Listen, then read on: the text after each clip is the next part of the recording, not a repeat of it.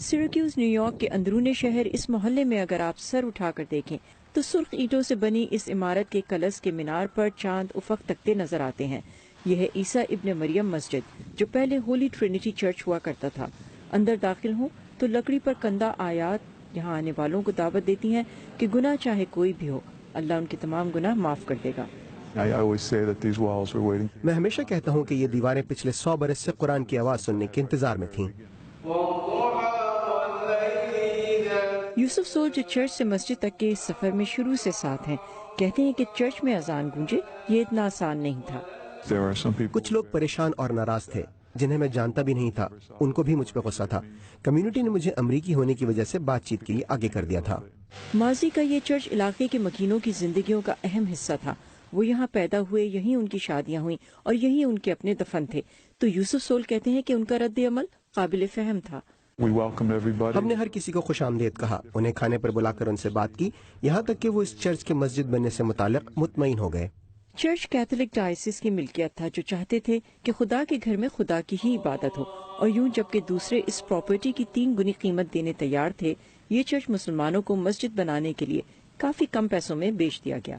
اور پھر اس عمارت کی بحالی کا کام شروع ہوا، جس کے لیے سیراکیوز یونیورسٹی کے آرکیٹیکٹ کو لیا گیا، جن کا بچپن اسلامی ممالک میں گزرا تھا۔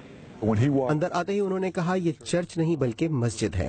اس کی وجہ عمارت میں موجود محرابیں اور دیواروں اور ستونوں پر کسی قسم کی مجسمہ سازی کا نہ ہونا تھا۔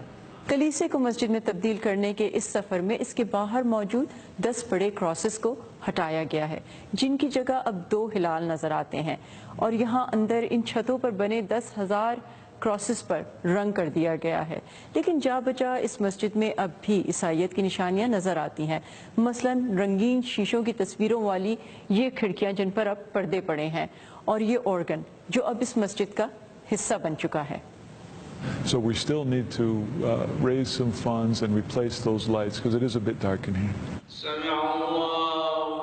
بہت سی دوسری چیزوں کی طرح اس مسجد کی ایک منفرد بات یہ بھی ہے کہ یہاں مردوں اور خواتین کے لیے الگ حصے نہیں، اور اس مسجد کا کوئی نامزد امام یا مؤذن نہیں۔ افغانستان سے تعلق رکھنے والے 14 سالہ سجاد سمیر کو اس مسجد میں مختلف رنگ و نسل کے مسلمانوں کے ساتھ وقت گزارنا اچھا لگتا ہے۔ میں نے پہلے کبھی اذان نہیں دی تھی اور خود ہی پریکٹس کیا کرتا تھا، تو پھر یہاں سب نے میری حوصلہ افزائی کی اور میں نے اذان دینا شروع کر دی۔ اس مسجد کے ارد گرد رہنے والے زیادہ لوگ پناہ گزین ہیں، جن کا تعلق مختلف ممالک سے ہے، اور ان میں تقریباً 70% مسلمان ہیں۔ تو سفیدہ سے پوچھو کہ سفیدہ کو اچھا لگتا ہے یہاں پر؟ یہ مسجد نہ صرف اس علاقے کے مسلمانوں بلکہ غیر مسلمان امریکیوں کے لیے بھی سہولت کا باعث بنی ہے۔